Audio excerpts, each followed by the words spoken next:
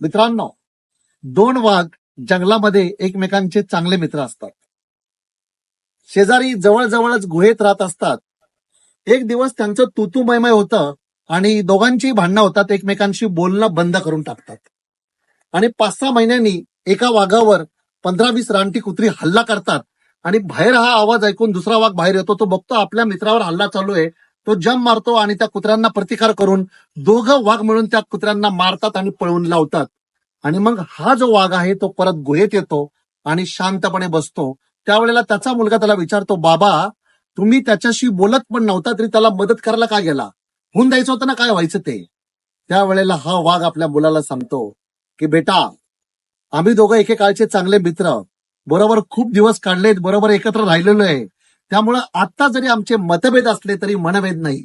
लक्षात ठेव, आपली जी वाघ आहे जमात आहे, आपली जी वाघाची जमात आहे